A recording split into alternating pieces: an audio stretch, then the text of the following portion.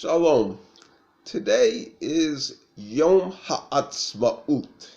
That is Hebrew for Independence Day. Today is the Independence Day for the State of Israel. Okay, it's now 72 years old. It could be that one of its accomplishments was to get me to live there. But perhaps being a bit tongue-in-cheek, I decided that I would deliver a State of the Jews speech on this day. The President of the United States has a State of the Union speech where he describes what he considers to be the major issues. And it's a good idea and a good practice. So here are mine. Essentially we have problems and what seems to be a solution. The basic problems are a dysfunctional legal system. It's basically riddled with perjury,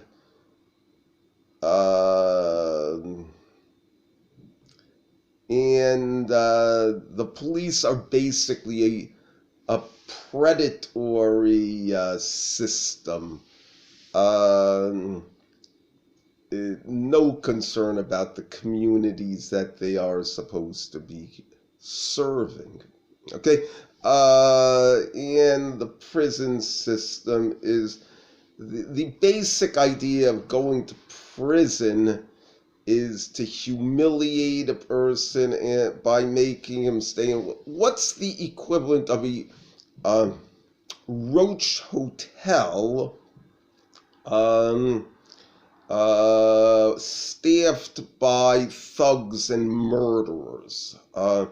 Essentially, the police system is a bloodthirsty system.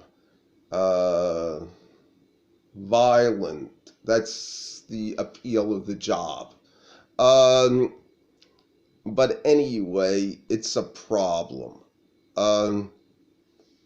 So each of these topics could be quite long and may require great development. I've developed them in my mind, but how long am I going to talk? How long is it useful to talk? Next, we have, I have written dysfunctional sexuality, specifically love and erotica. You can say that our attitudes, practices, and mentality towards love and sex have become severely dysfunctional, creating all sorts of even worse problems. The foundation of it is that we have to develop and become wise in the characteristic of love. Now I'm going to get to the last point, which is psychedelics. And psychedelics is equivalent to all of them. That is the essential point with LSD. Is it brings out the emotion of love very strongly and very broadly and very deeply. As a result of that, the little flurries of love that we see every day in our life, we don't get a really good look at it. It's like trying to look at a bird. The moment you got your eyes focused, it flies away. Butterflies are even worse. We need to understand love. We have to be able to experience that emotion long enough for us to really examine it, okay? And LSD is basically a love drug, okay? It chemically stimulates those parts of the mind, and a person experiences great love, and it's very broad, okay, but through examination of the characteristic of love under the influence of LSD, uh, the amount that a person should take may vary greatly. There may be some that should take it once in their life, others that should be taking it a few times a year. But in any case, that's the next issue is the issue of enemies. Okay, Iran, if it's the state of Israel, which is basically publicly building an atom bomb with the announced intention of dropping it on the state of Israel. That is their basic point of view. And they're doing it extremely publicly. Okay? It's like the story of Noah, that he was when God was preparing the world for the flood, he told Noah to plant the trees to make the ark. And people would see him doing this, and because maybe he was a bit of an eccentric, and they say, what are the trees? He says, there's going to be a flood, everyone's going to get killed except for me and my family. We're going to be on the boat that I'm going to make out of these trees. Okay, and people didn't like him because he said that. And it took over 100 years before he got the ark. So he had been saying this for quite some time. Similar situation here. Their essential complaint against us is that we are an apostate, decadent Western colony. Now that's a mouthful, and what you're getting into is the problems with Iraq is essentially an ideological dispute. Now, if you have like a public series of debates, well, is this true? Okay, should it be true? Is this what we like? Are they wrong? Okay, are they right? Okay, that has to be explored, especially by the leader of Israel, whoever that may be, quite possibly Lapid. That debate has to be publicly held and somewhat settled.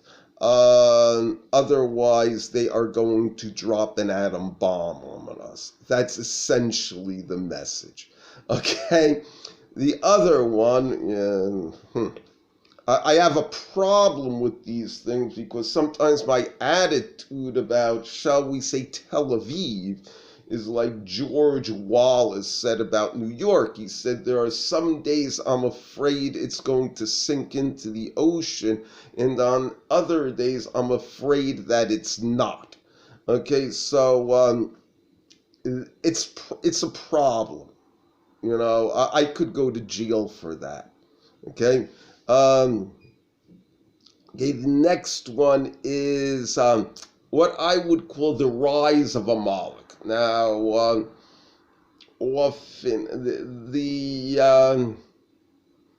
there's differing terms for it: alt-right, anti-globalist movements, anti-Semitic movements, Nazi movements, neo-Nazi movements.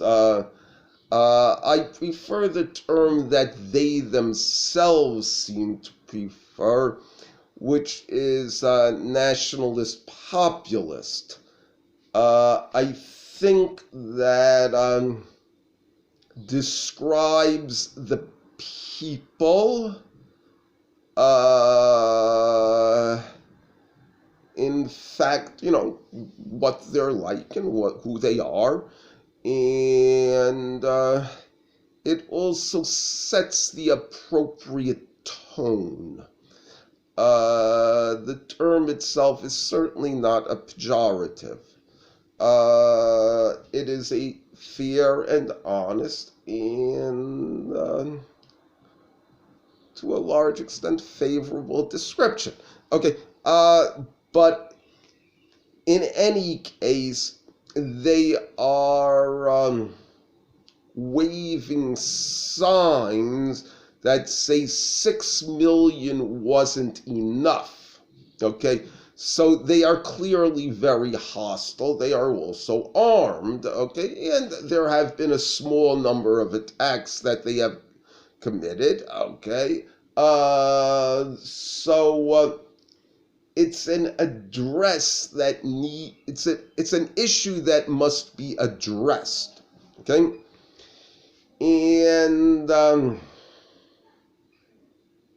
essentially, when you're dealing with a Moloch, okay, and it's a long and complicated issue, okay, but what a Moloch tends to do is take very old issues, the whole issue of homosexuality or pornography in film, okay? That goes back a long time, where in the beginning it was, if you listen to E. Michael Jones, it was basically formal church organizations with formal Jewish organizations, especially as rabbis of synagogues, okay? As he talks about the movie, it's a famous movie with Rod Steiger where he's a concentration camp survivor. Most likely it will come to me, but it was known because in one prominent scene involved nudity.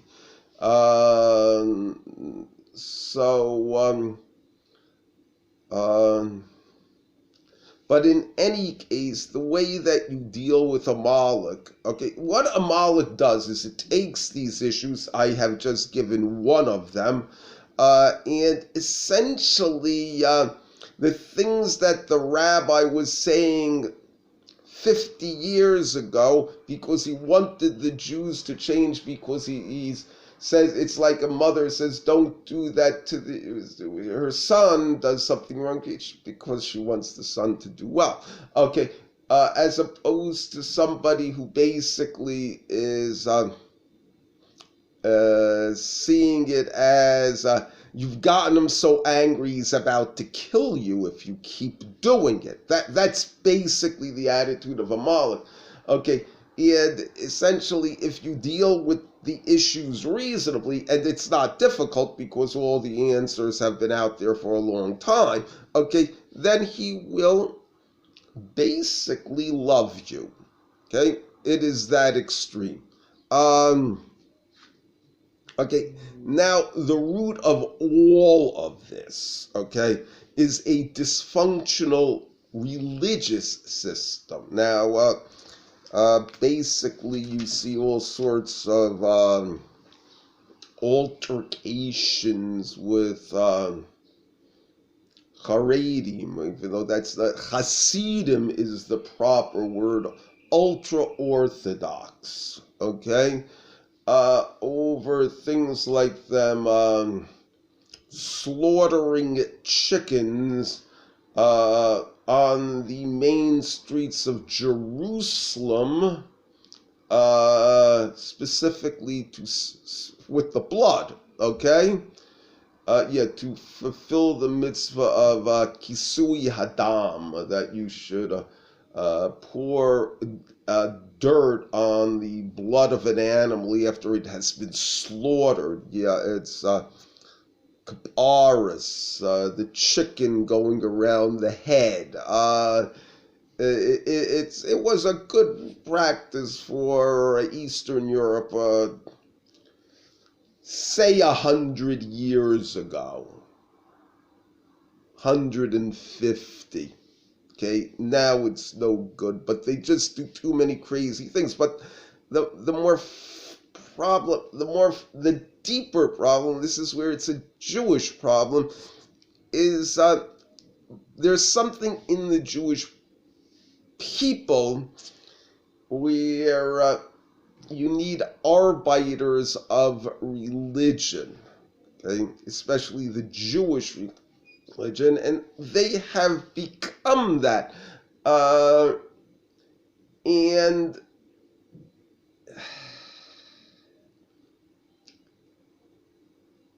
okay, we have strayed too far from the 5 books of Moses. We do not teach our children in school the 10 Commandments and why we should be keeping them, and have discussions about that. This is where it breaks down. The more fundamental problem, or a fundamental problem, is that the Hasidic movement is basically a movement of the poor. And when you're talking about the poor, often ignorance and being vulgar that's just part of poverty. What you'll have, and it works on a number of levels, is that a person will cling to values as a sign of self-worth. They're a good person or a great person because of a particular value. Today is Yom Ha'atzmaut, patriotism. You'll see people who, they are big patriots. They have the flag flying in front of their house every day. And, I don't.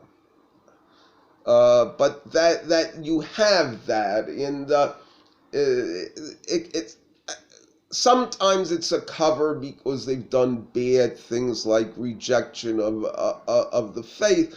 Nevertheless, it even if they have rejected the faith, that would still be reckoned as a merit, and it may be sincerely held. It may be one of their few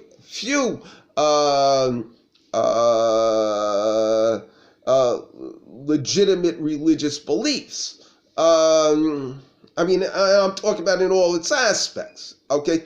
But you're getting into issues of Yom Ha'atzmaut and the Frum not being.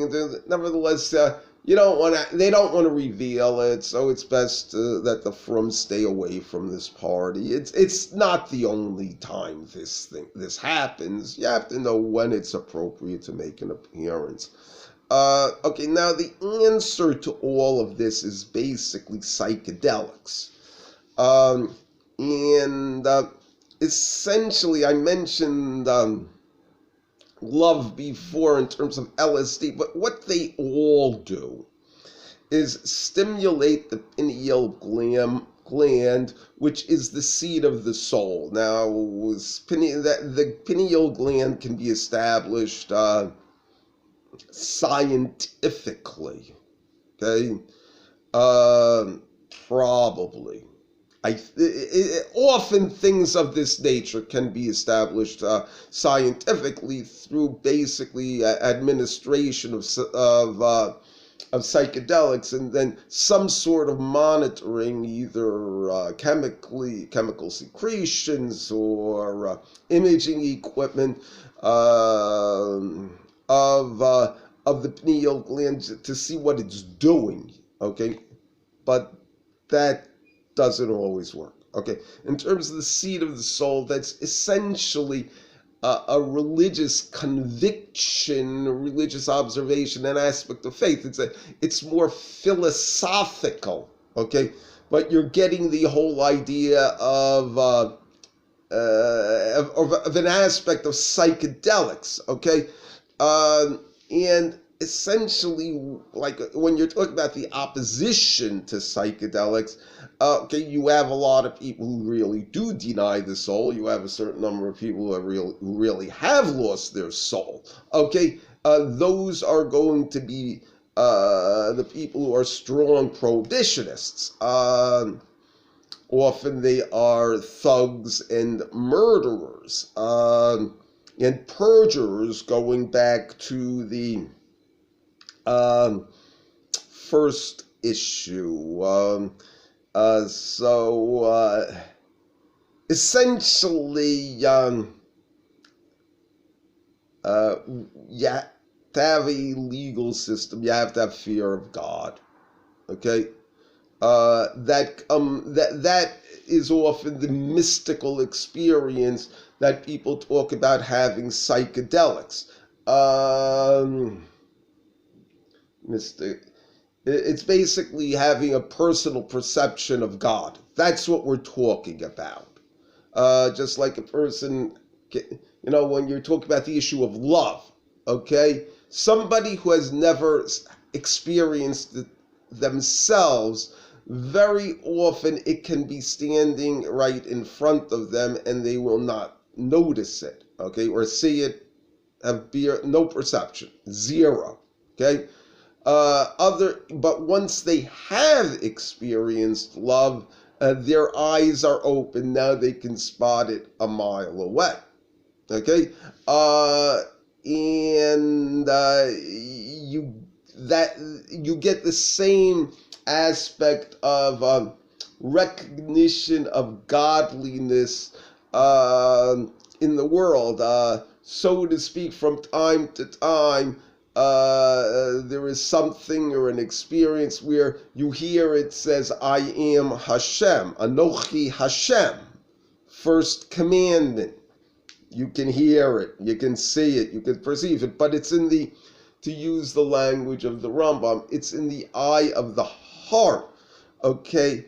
And other problems or difficulties with it, which is what I'm bringing, so it basically deals with a person's worst embarrassment and worst fears, okay? Nightmares, terror, okay? Either emotional and or physical, okay? And essentially, we need people to deal with it. The people to deal with it would be basically the people who deal with it in, shall we say, primitive societies. This is how far this spark has fallen. The shamans, medicine men, witch doctors, okay, who are taking things like psilocybin mushrooms.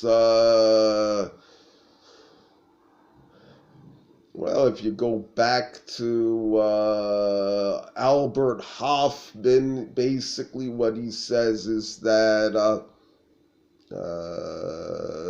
the oracle at Delphi and the whole order of,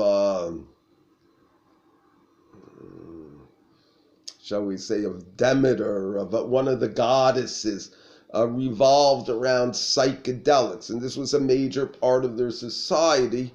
It's becoming a major part of our society, but it's still hidden. Silicon Valley, they're all taking, I shouldn't say they're all taking, it's reputed to have a large number of people who take psychedelics. It is in the right place for that. The American Pacific, but essentially what we need to do is bring back shamans to deal with the issues, like it says in Bereshis, the story of Rivka, our Imanu, Rivka, our mother, our matriarch, where she's having trouble with her labor. She's going to give birth to Esav and Yaakov, who are going to travel different paths.